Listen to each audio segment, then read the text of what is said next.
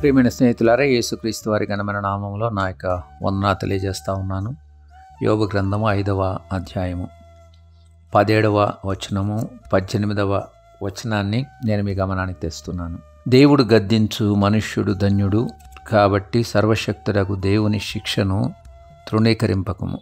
ఆయన గాయనపరిచి గాయమును కట్టును, ఆయన గాయము చేయును, ఆయన చేతులే స్వస్థపరచును.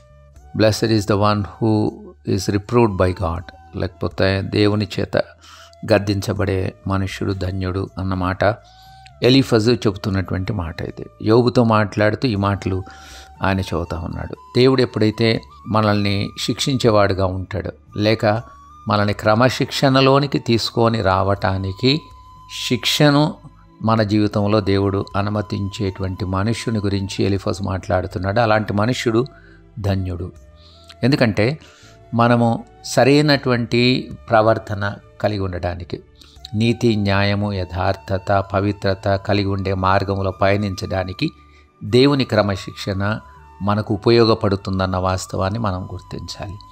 అలాగ తీసుకొని రావడానికి కొరకు దేవుడు మనల్ని గద్దించేవాడుగా ఉంటాడు. ఆయన గద్దించినప్పుడు, రిప్రూవ్ చేసినప్పుడు మనం ఆయన యొక్క గద్దింపునకు, ఆయన శిక్షకు మనము లోబడితే మనము సంపూర్ణమైనటువంటి విడుదల పొందుతాం. 18వ వచనంలో అంటాడు, ఈ క్రమశిక్షణలో దేవుడే మనకి గాయము చేసేవాడుగా ఉంటాడు.